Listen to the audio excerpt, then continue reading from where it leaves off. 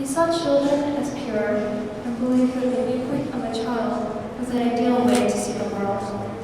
To view the world simplistically, to find the wonders of small things, and to find the joy in small new discoveries. Thank you again for coming, and this is the end of the tour.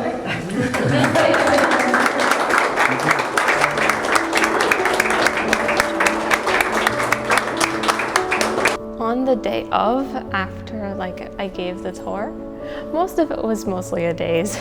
I'll be honest, it was a lot to take in. Yeah, it took me a bit to realize, oh wow, I did something really large and amazing. Now it is my pleasure to introduce to you all our Liu Shiming Scholar, Angelica. I will admit I was terrible at public speaking. You would not believe that before I could not speak for 10 minutes without stuttering really badly before. Hello, I'm Angela Goh, an intern at the Godwin Ternbach Museum. I still am not the best, but I think I've improved a lot. Angela, she was a perfect candidate. She was really diligent, and she and Maria practiced together many times.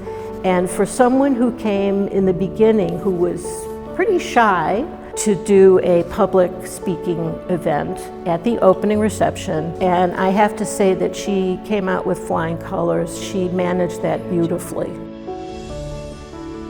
For this internship, I came in knowing nothing about Liu Shiming at all. I combed through each piece. I read all the descriptions. I tried to find as much resources as possible. I like his focus on folk culture a lot. It's not really talked about here in the West.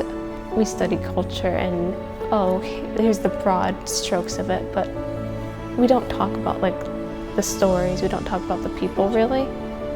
He loved to go back to the roots of folk culture, with folk songs, folk forms of art, literature, poetry, painting, stone carvings, and wall paintings, just being a few of his inspirations. He was able to find inspiration at anywhere and at any time, as he saw life as the greatest resource.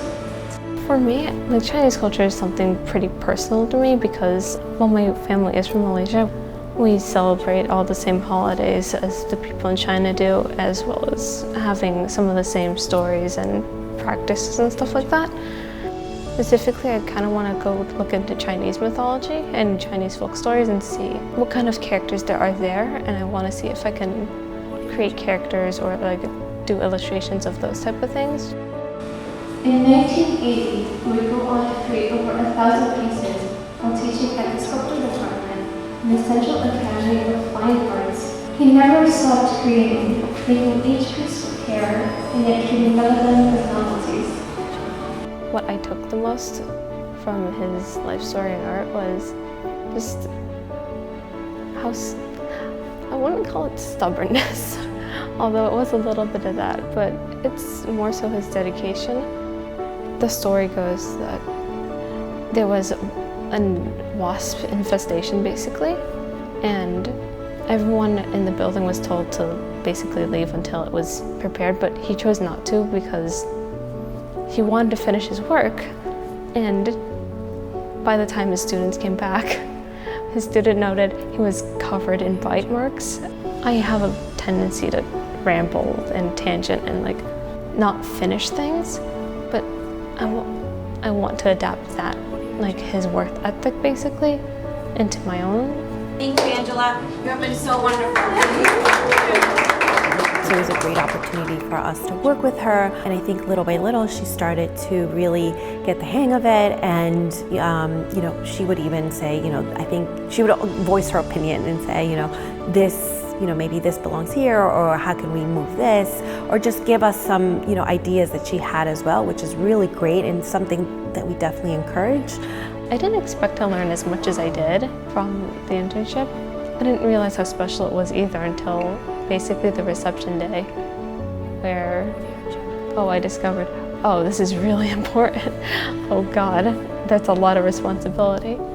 But I feel like because I worked so hard, helping the team, I feel like I was prepared for that realization just because I saw everything coming together. So yeah, I think this internship really helped me just realize, wow, it's something really big, it's something important that I'm doing.